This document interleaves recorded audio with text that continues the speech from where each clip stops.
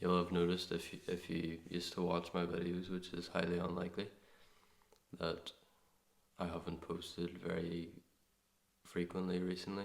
I used to post a lot more frequently last summer. I posted a few videos throughout the year this year.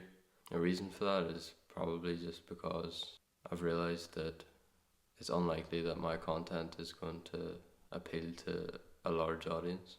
Before, I was very focused on thinking, right, so I think my message is important, so I should try and get it out to as many people as possible. And therefore, I was focused on things that you might consider unimportant in order to appeal to an audience that wouldn't otherwise be interested in my content unless it was dressed up in fancy attire, like good sound quality and fancy lights and thumbnails and all that stuff. And I don't really think that that's something that I want to do. Yes, it is important to try and appeal to as many people as you can. I suppose the other side of that is, what kind of people are you appealing to? If you're having to do all these other things that aren't important but are important to them because they don't have the attention span to listen to someone who's just sitting in front of a camera speaking. I know the message should transcend those things, I think. I hope. And I'm not focused on those things anymore. So yeah, I've realised that my content isn't going to appeal to a mass audience unless I change it in a fundamental way. And that's obviously not something that I'm willing to do. I'm just here to speak in front of a camera, and hopefully watching it back, some of the things that I say might be interesting, might be valuable. I might think that they're valuable. What I'm doing right now is I literally just came out to my garage and I stuck a camera on, pressed record with a wee microphone here, and I'm just speaking my mind. I plan to tell you how things are going and where things are going and where I've come from and where I am now, in the hope that perhaps you can relate to some of the things that I've been through, some of the lessons I've learned. So that's always been the message of my channel, but I've diluted it a bit with a desire for fame. I've diluted it with doing the wrong thing so that the right thing may result, with instrumentality, with using other things because I feel that they will result in something good. But this might sound a bit extreme, but it is fundamentally to do evil so that good may result, which St. Paul talked about in his letter to the Corinthians or the Romans. I don't know.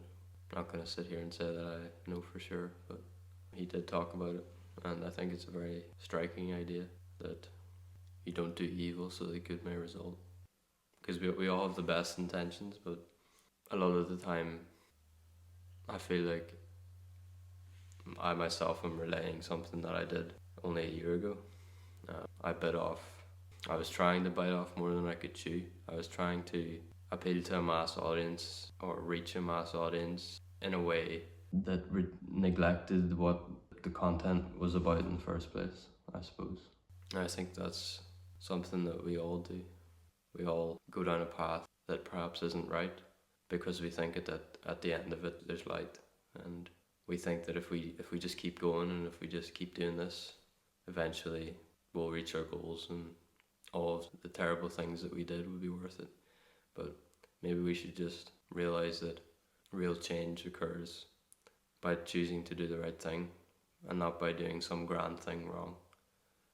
It's the little things that we do right. And I really believe that that's something that I've come to live by in the last year. To do everything in my daily life the best of my ability, and to reject ideas of grandeur and fame and power and wealth. But not just those things, not just the vices that we all recognize as vices, such as power and wealth, but notoriety, and not even notoriety though. Aiming to do big things. Yes, aim to do big things, but don't aim to do them by doing the wrong thing.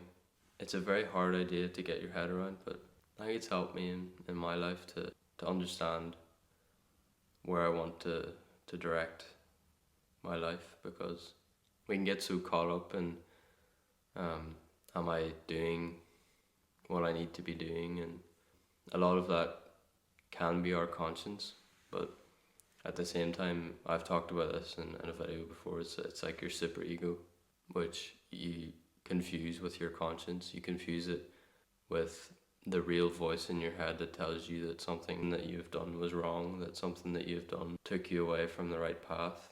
You confuse it for that voice, when really it's the voice of your super ego telling you that you're not enough. You're not enough without a reputation. You're not enough. You're not enough without notoriety. You're not enough without fame. You're not enough without worldly success. For a while there, when I was speaking, I was thinking, no wait, there's grand things that we can do that are good. There are grand things that are good, and that's true.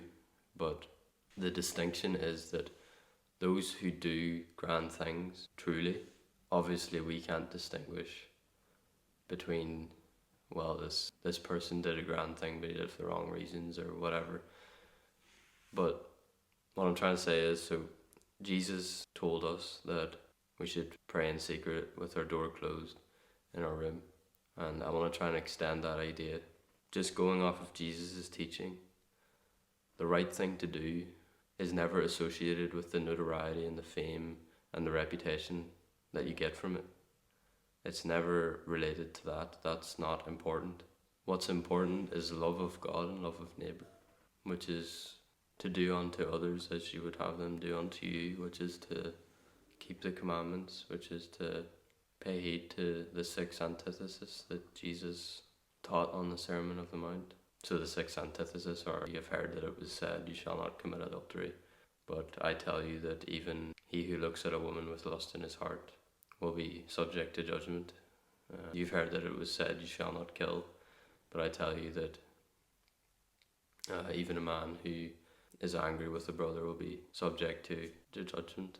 Those teachings of Jesus, and to live them out in your life, is much, much more important than all of the grand things that we see people doing that get coverage in the media and stuff. And we're bombarded with these ideas of we need to go out and get that kind of success. But I suppose where I'm going with this is, it's even more difficult to reject that path and to focus on, in every moment, choosing to do the selfless loving thing. To do the selfless loving thing. In those little moments when you're talking to your mother and she says something with perhaps truth in it that hurts your feelings.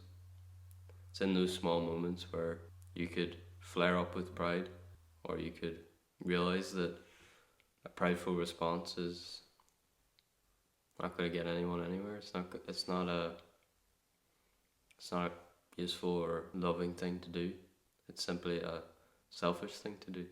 Whether what the person said was true or not, your reaction should always be one of love and one of selflessness.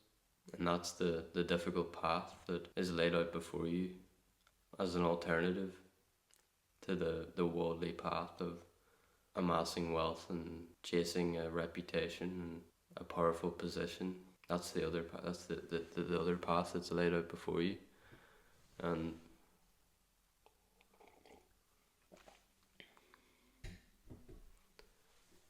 I've been able to distinguish that path more clearly. You know, a visible impact on the world isn't any more valuable than an invisible impact on the world. And depending on how you see the world, on how you would arrange things in order of importance, those invisible impacts may actually be the real impacts, and the visible ones not so real. You hear the phrase unsung hero. There are so many unsung heroes in the history of the world that we will never hear about. But because I believe in the importance of how you react to the day-to-day experiences of your life, I believe that those unsung heroes were far more important than we could ever imagine. And I also believe that they will receive their reward, that their Father in heaven will reward them. Indeed. So that's been the focus of my life in the last year. Responding with love and with selflessness to other people. as much as I possibly can, because that's where the true treasure lies. If you can reject the cares and pleasures of the world, if you can reject your own selfishness, it actually turns out that you get more peace and more joy from that than you could ever have gotten from following your own will and the fleeting desires of your flesh and even the ever-changing notions which possess you. I realize that it's a radical outlook on life, but I also realize that Jesus told us that whosoever wishes to save his life will lose it, and whosoever loses his life for me will find it. And I think that that was part of what he meant when he said such a strange, paradoxical thing. And I've felt some of the peace and joy, some of the saving grace that he was talking about in my own life, because I've chosen to have faith in him to a certain extent, at least. Yeah, so that's why I haven't posted as frequently. I don't really know how structured and coherent what I've just said was, or if it presents a coherent narrative of what I've been doing in the last year spiritually. Of course, it doesn't practically outline any of the physical things that I've done, but I hope that it provides some kind of a reason for anyone who might be interested why I haven't posted very frequently. It's definitely not the whole reason. I wouldn't have posted as frequently anyway during the year because I have a university degree to work on. That takes up a lot of my time and attention. And I have been wrestling with the idea that that might be contrary to the spirituality which I've talked about, and I have concluded that it isn't, because even though it might be leading in the direction of something but the essence of what I'm saying is it's not that you need to close yourself off and be a monk and live a ascetic lifestyle and reject the flesh and stuff. It's to realize that it isn't wealth, pleasure, power and honor that's important. It's love, and love can be expressed in an infinite number of ways, and there's a unique way that you are to express love that God wants you to find, and it's different for everyone. It's different for everyone, and I'm trying to work out what path is right for me, and I've found value in so I'm doing a physics degree at the University of Manchester, and I found value in it, I found interest in it, and I'm going to see where it leads me. And I suppose that all I can do is continue to pray to God that I will make the right decision. And that's the kind of message that I want to put across. Not that in any way you need to reject the world, but you need to embrace it with love, not with the self-serving ideals of the world. So as I was saying, I've spent a lot of time on my degree, so I wouldn't have posted as much anyway.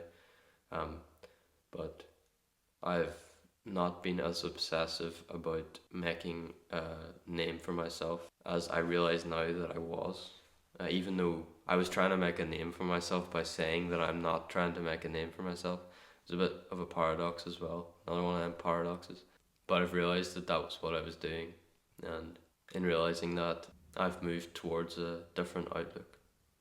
So, like I said at the start, I hope that some of this journey that I've been on in the last year has perhaps opened someone's eyes to something they haven't considered, and that we can all grow together in love and in the peace of Jesus Christ. God bless.